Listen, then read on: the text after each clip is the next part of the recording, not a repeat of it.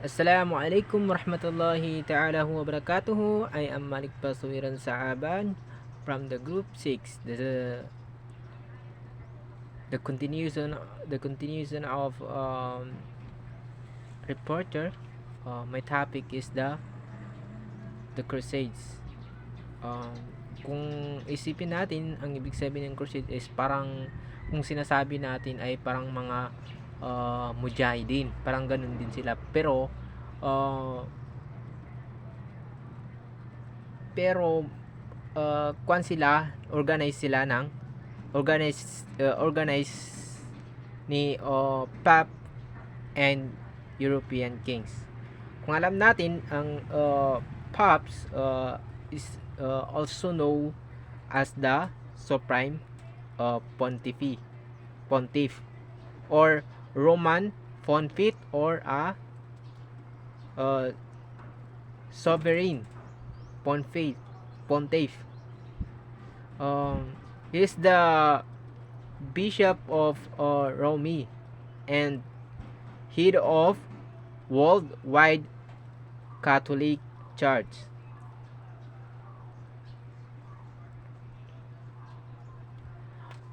However, there were also economic reasons because European kings wanted to control the trade routes of the Orient. To crusade were not only religious war but also economic war. Then back to crusades. So, ano ba talaga ang purpose ng mga crusades? There's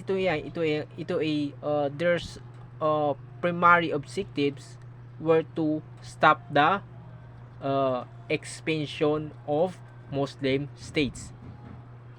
Ang target talaga ng mga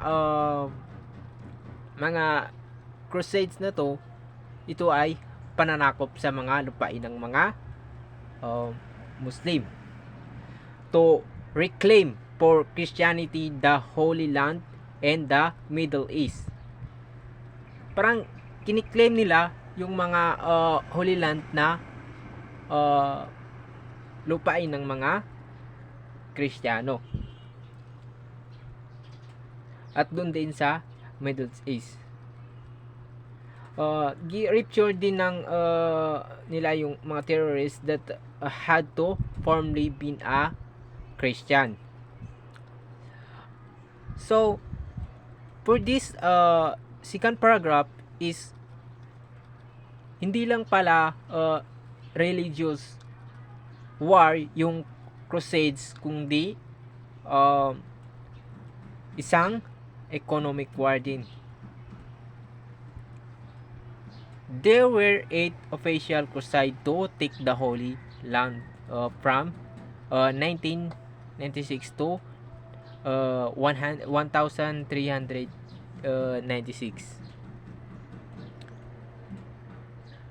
Reason for the Christian warriors to be the Pope's call. Ito ay upang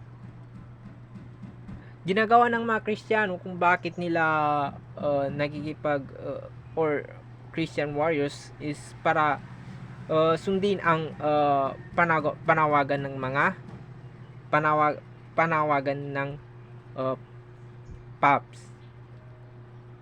Alam na natin yung Pops isang Supreme Pontiff. To be a foreign for past sense. Upang mapatawad sa mga kasalanan. Kasi ang paniniwala kasi ng mga crusades is kapag nakipaglaban ka, pag namatay ka sa pagkikipaglaban, ay mapupunta ka sa kalangitan or tinatawag natin Jannah. To trade and kill. Kings encouraged violence not to go on crusade because it got them out of the country. Hinikayat din ng mga hari ang marahas na kabalero o sumama sa mga crusade dahil pinaalis sila dito sa bansa. Parang gi-encourage nila yung mga yung mga Kristiyano kasi pinaalis sila doon sa kanilang mga bansa, tapos encourage nila para makipagsabuatan sa kanila. To see the world, have an adventure, and provide their bravery. Upang makita ang kanilang mundo. Yun yung sinasabi natin yung sinasabi natin na ating anong tawag doon? Yung akhira. Yung akhira natin. At magkaroon ng isa nakikipag sa palaran at patunay ang kanilang katapangan. Yun yung nagpapatunay sa kanila na isa silang katapangan kapag sila ay sumali sa crusade. To get land overseas, this was tempting for a younger son who would not inherit his father land. Upang makuha ang lupa sa ibang bansa. Kasi yung crusade nga, parang pinapalawak nila yung kanilang kalupaan para angkinin kahit hindi naman sa kanila.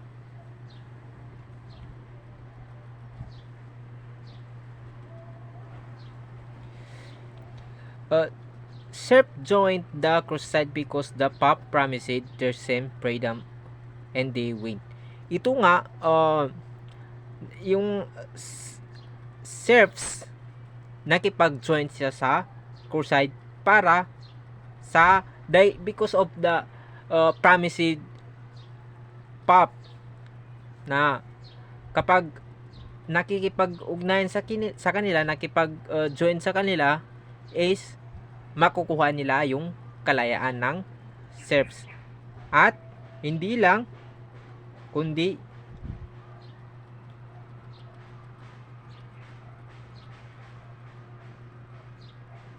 para maging malaya sa kanilang freedom o maging freedom sila sa kanilang mga ginagawa.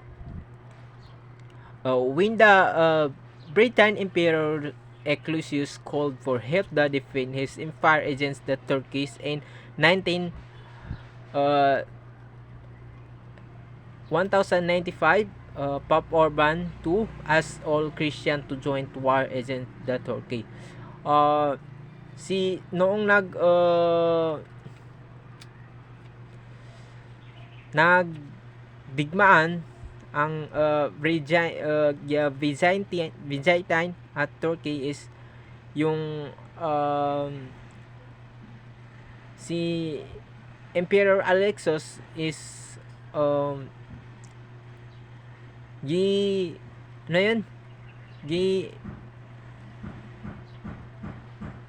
parang nakipag-join sila sa mga Kristiyano para makipagdigmaan sa Turkey. Kasi sinasakop nila ang Turkey kasi almost hindi ko lang alam kung ilang percent yung Muslim sa Turkey kasi almost sa Turkey is Muslim kaya sinasakop ng mga Crusades o mga Kristiyano. The Pope told to Christian that fighting the war would repay God for their saints beside the dead on crusade they would give strength to heaven. Ito nga yung sinasabi natin kanina na kapag namatay sila sa kanilang pagkikipagdigmaan ay mapupunta sila sa kalangitan or sa ating tinatawag na Jannah. Arms from France, the Germany marches to Jerusalem, attack several cities in their way. In 1009 they won the battle for Jerusalem and killed many Turkish.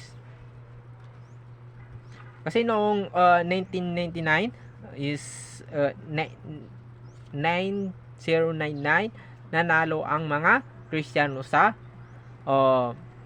digmaan sa Jerusalem. Nasakop nila. Ngunit noong Second Crusade 1147 to 1149, the King Louis of France invaded the Holy Land with the help of German warrior and the Britain Empire. However, Christians were defeated at Damascus. Nakipag-joint or nakipagtulungan ang France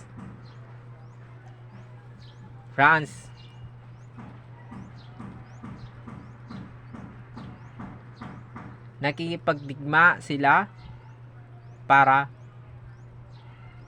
nakipagdigma sila. Tapos na talo nila ang mga Kristiyano sa Damascus noong Second Crusade. The Third Crusade 1198-1191 and 1197, the Muslim rose Saladin had recaptured the Jerusalem. Richard England, Philip of France, and Frederick Barbarossa of Germany made deal with the Pope in order to take the city. First, they captured the fort of Ars. Then they wanted to capture Jerusalem but the failed. Noong 1187 is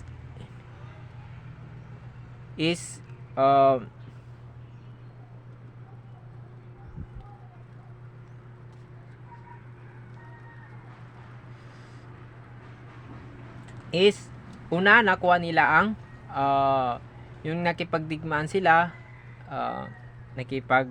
captured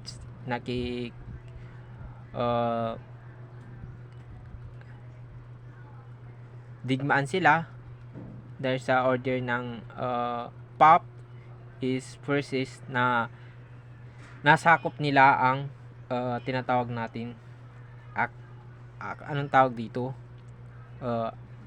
Acre. Then nung parang pinagbantaan din nila yung Jerusalem na sakopin nila para angkinin naman nila ang lupaan ng Jerusalem.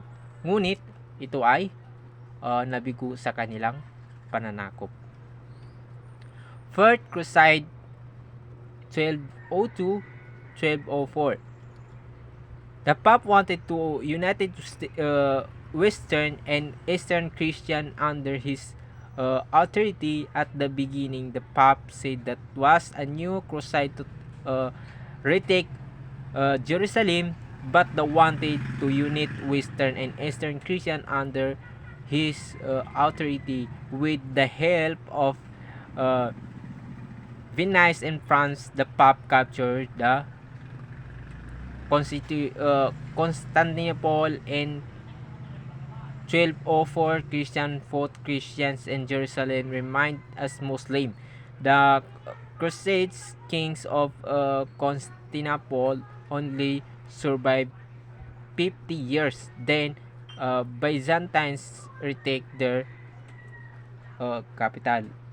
So, nais ng mga Pope na pag-isahin ng mga Kristiyanong kanluranin at silanganan para ito ay sakupin nila ang Jerusalem. Sa tulong ng ni Vence at France, nabihag ng mga Pope ang Constantinople noong 1204. Nakipaglaban ng mga Kristiyano sa Kristiyano. Ibig sabihin ay yung Kristiyano at Kristiyano ay naglaban din sa time na yun. Kaya ang Jerusalem ay nananatiling sakop ng mga Muslim. Ang kaharian ng crusade ng Constantinople ay nakaligtas lamang ng 50 years pagkatapos binawi ng mga uh, Byzantine ang kanilang kabisira. The Twelfth Crusade 19 Crusade 12 to 12 at was not an official crusade. Yung mga kuan na to is ni talaga sila, yung mga children is ni talaga sila mga tinatawag na crusade. Ngunit ito ay isang armyang people set off in the crusade. Ito ay binihag ng mga crusade at kinidnap nila at inalipin. Para kapag inalipin nila ito ay makikipagtulong para gawin nilang mga tauhan ng crusade. The 5th, the 6th, and the 7th crusade, 1217 to 1250, all those crusade failed Christian called to take Jerusalem for short period of the time during the 5th crusade, but after that city was not Christian anymore. Sa time na to is ang crusade ay na-failed. Then ang Christian to parang inaangkin naman nila ang Jerusalem for short period of the time during the 5th crusade. But after the city was not Christian anymore. Hindi lahat yung nakatira sa Jerusalem is may non-Muslim and Muslim. The last crusade is France and Hungarian almost 150 years after the 7th crusade wanted to conquer the city of Jerusalem again. However, there were massacre and battle of Nicopolis. Christian left all their position in the Holy Land. And hanggang dito na lang po ang aking reports. So, Assalamualaikum warahmatullahi ta'ala wa barakatuhu.